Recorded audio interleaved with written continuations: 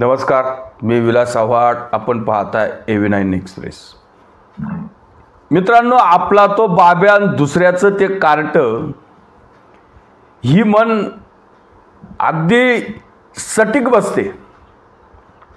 आता आपल्याला जे काही बोलायचे ते महाराष्ट्रातल्या काही आत्ता महाराष्ट्रातल्या सरकारने काही योजना म्हणा किंवा काही घोषणा म्हणा, याच्यावर जे काही राजकारण सध्या महाराष्ट्रात चालू आहे या संबंधी बोलायचे. आता 2 ते 3 महिन्यामध्ये ऑक्टोबरमध्ये महाराष्ट्राच्या विधानसभेची निवडणूक आहे.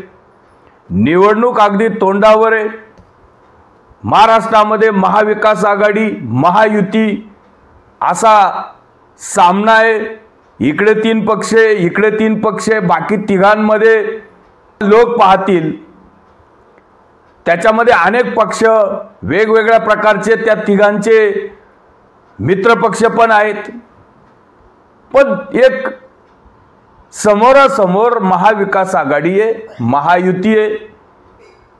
खरं तर आता जी काही पार पडलेली लोकसभेची निवडणूक, यामध्ये मोठ्या प्रमाणामध्ये महाविकास आघाडीला महाराष्ट्रामध्ये यश आले आणि कदाचित याला काट किंवा याला एक उत्तर म्हणा किंवा विधानसभेच्या या सगळ्या निवडणुकीला सामोरं जाण्यासाठी म्हणा किंवा अन्य काही त्यांचं काही कारण असेल, पण महायुतीच्या या सरकारने काही योजना आणायच्या ठरवल्या. मग अगदी मध्य प्रदेशाची जी काही लोकप्रिय योजना आहे लाडली बहिणा, त्याच धर्तीवर महाराष्ट्र सरकारनं लाडकी बहीण ही योजना राबवण्याचं ठरवलं. आता या योजनेमध्ये 21 वय वर्ष आणि 65 वय वर्ष यामध्ये असलेल्या महिलांना दर महिन्याला 1500 रुपये महाराष्ट्र सरकार देणार आहे. आता यामध्ये ज्या महिला बसतात त्या महाराष्ट्रातल्या नागरिक पाहिजे किंवा परप्रांतीय असतील तर 15 वर्षाचं त्यांच्याकडं राशन कार्ड पाहिजे. मग आता याच्यासाठी आधार कार्ड आहेत किंवा राशन कार्ड आहेत, तुमचं मतदान कार्ड आहे, उत्पन्नाचा दाखला आहे. समजा महिलेचा नसेल तर महिलेच्या पतीचा पण चालेल. अनेक पेपर आहे, रहिवासी दाखला आहे, ग्रामपंचायत मधलं दाखला आहे, हे सगळे लिस्ट आहे. पण महाराष्ट्र सरकारने किंवा राज्याचे मुख्यमंत्री एकनाथ शिंदे, उपमुख्यमंत्री देवेंद्र फडणवीस आणि अजित पवार यांनी या सगळ्या अटी जवळजवळ शिथिल करून टाकल्या. काय लागत नाही, सेतूमध्ये जायचं नाही. तुम्ही घर बसल्या जे काही ॲप आहे नारी शक्तीचं, ते उघडायचे आणि त्याच्यामध्ये आपली माहिती अपलोड करायची आहे. अगदी सोप्या भाषेमध्ये ही माहिती भरता येते, घरात भरता येते आणि 5 ते 10 मिनिटांमध्ये ही माहिती भरून होते. आणि याच्यामध्ये आता कुठलीही महिला महाराष्ट्र सरकार टाळणार नाही. अगदी कोणाकडे काही नसलं तरी त्यांनी फक्त हा फॉर्म भरला आणि आपण एका कागदावर साधी माहिती देतोय आणि त्याच्यावर सही करून मी ही माहिती खरी देतोय, खोटी देत नाही म्हणून एक सही करून कागद त्याला ऑथेंटिक केला तरी त्या महिलेला 1500 रुपये मिळणार आहे. या अशा प्रकारची योजना आहे. आता काही लोकांना खरं तर या योजनेमुळे भयक्रांत झालेत काही लोक की महायुतीच्या या सरकारने ही 1500 रुपयाची महिलांसाठी जी योजना आणली त्याची आता चेष्टा करतात हे लोक. आता बहिणींसाठी योजना आणली, मग दाजींसाठी का नाही, भावांसाठी का नाही? खरं तर हे जे काही लोक अशा प्रकारच्या टीका टिप्पण्या करतात त्यांना तर खरं तर लाज वाटायला पाहिजे. बहिणीच्या बाबतीत मग ती कोणाची बहीण असो, आपली असेल, अन्य असेल, आपल्या कोणाच्या विरोधी पक्षाची असेल किंवा एखाद्या दुश्मनाची असेल, बहीण ही बहीण असते. आणि त्याच्या बाबतीत अशा प्रकारच्या खालचे विधान जे काही विरोधी पक्षाकडून आपण ऐकतोय आणि त्याच्या बाबतीत जे काही बोलायचं, मग यांनी म्हणायचं ही महिनाभर असेल, 2 महिने असेल, हे निवडणूक हरल्यावर किंवा जिंकल्यावर हे होणार नाही, एवढे पैसे कुठून आणणार? शरद पवारांनी म्हणायचं अशा प्रकारच्या मोफत योजना कसं महाराष्ट्र सरकार देऊ शकतं? ही चिंता यांना लागू नये. आता महाराष्ट्र सरकारने लाडकी बहीण ही योजना तर आणलीच आहे, त्याच्याबरोबर महाराष्ट्र सरकारने किंवा उपमुख्यमंत्री आणि वीज मंत्री देवेंद्र फडणवीसांनी एक घोषणा पण केली की शेतकऱ्यांचं वीज बिल संपूर्णपणे माफ करून टाकले. आता ह्याही गोष्टीचं शरद पवारांना वावडे, बघा काय म्हणतात ते.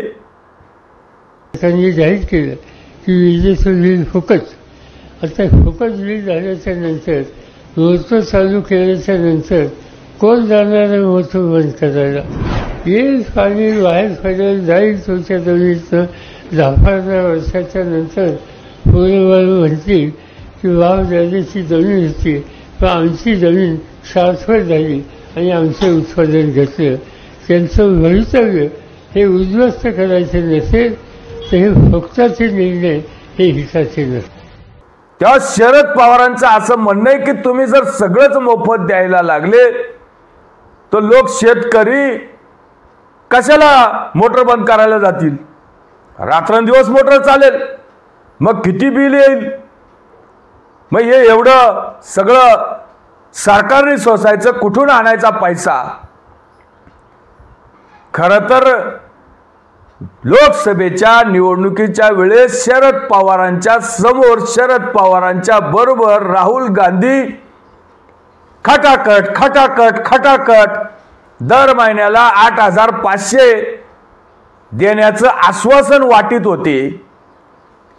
दर वर्षाला 1 लाख रुपये महिलांना मिळेल अशा प्रकारच्या खोट्या बातम्या पसरवत होते. खोट्या या सगळ्या गोष्टी महिलांना लालूच दाखवत होते. तेव्हा शरद पवारांना असं काहीच वाटलं नाही की राहुल गांधी चुकीचं बोलतात.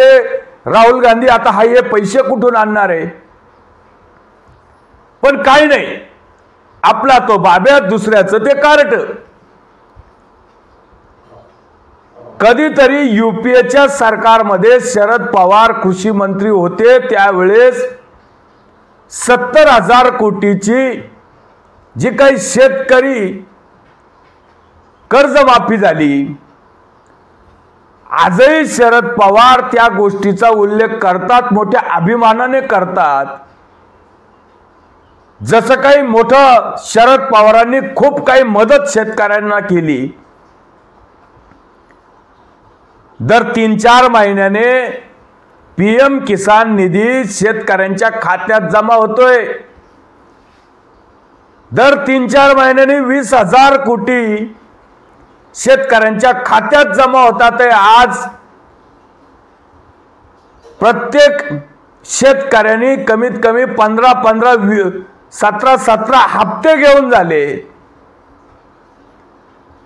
तेव्हा तुमचे 70,000 कोटी प्रत्यक्षात ते 55,000 कोटीच्या कमी रक्कम शेतकऱ्यांच्या खात्यात जमा झाली. त्यामध्ये मोठ्या प्रमाणामध्ये भ्रष्टाचार झाला.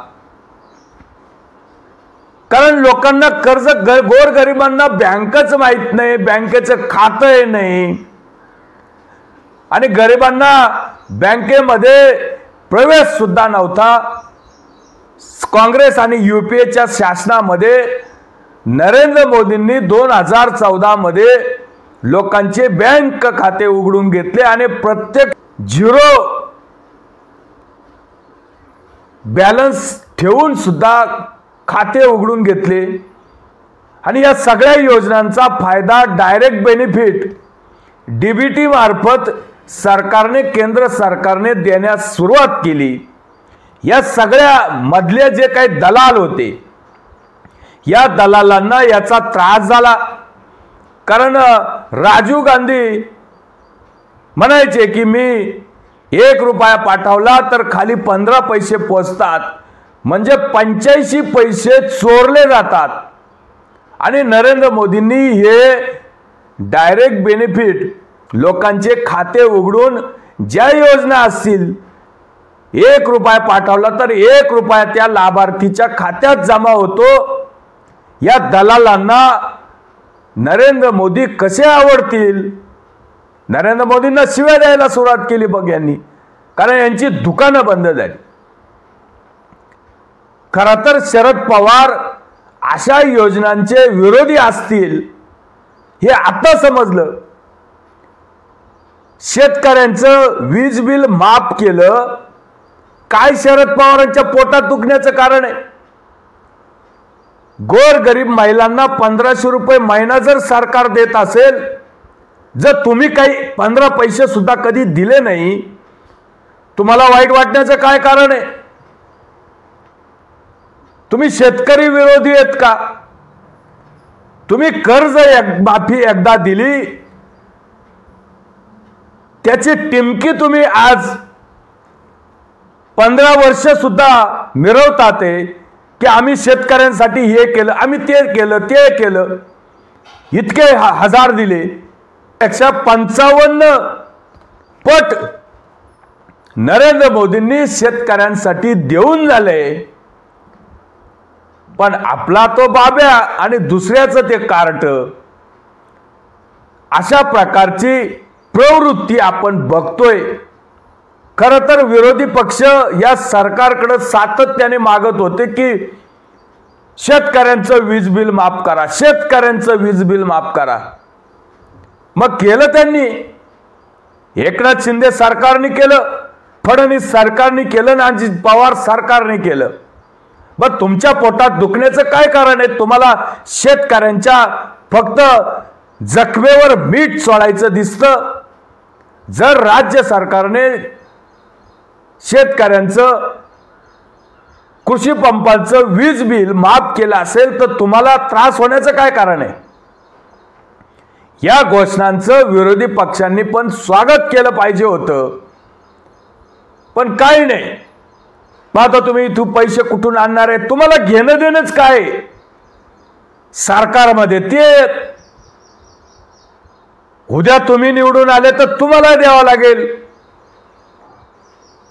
तुम्हाला असं वाटतं की यांनी घोषणा केली, जर आपण सत्तेत आलो तर हे पैसे शेतकऱ्यांचे आपल्याला द्यावे लागतील, मग द्या।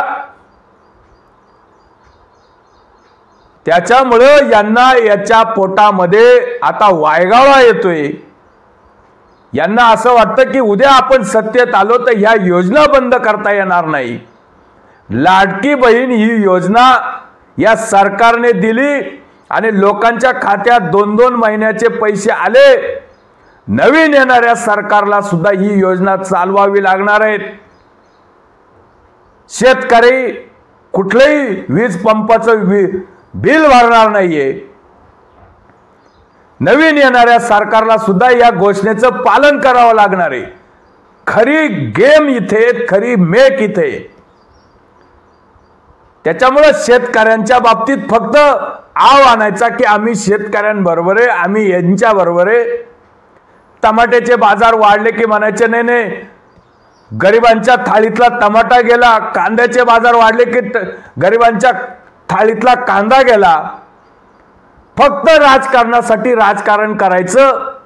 हे लोक शेतकरी विरोधी आहेत, शेतकऱ्यांसाठी यांनी काहीच केलं नाही हा आरोप जनता करते। मग आता तुम्ही सहन करा। तुम्हाला महिलांना काही देता आलं नाही, उद्धव ठाकरेंनी तर काहीच केलं नाही।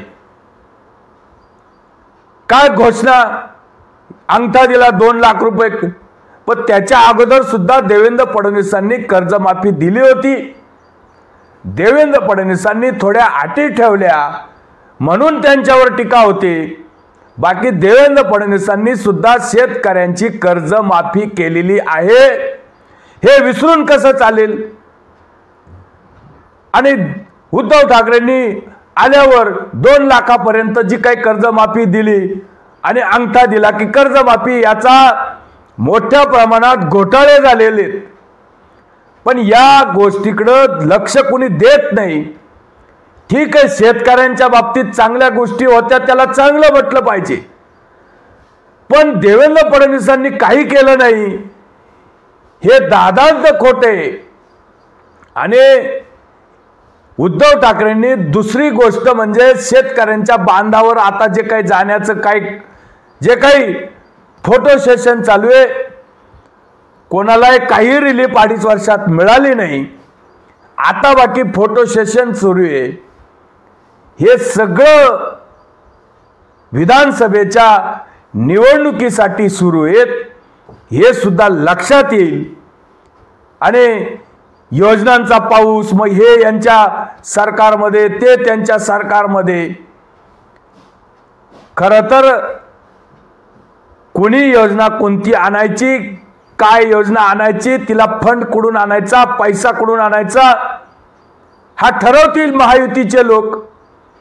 तुमचं सरकार आलं तर तुम्ही ठरवा, पण लोकांचा फायदा होत असेल तर तुमचा विरोध करण्याचं काही कारण नाही. तुर्तच थांबतो. व्हिडिओ आवडला असेल तर लाईक करा, शेअर करा. धन्यवाद.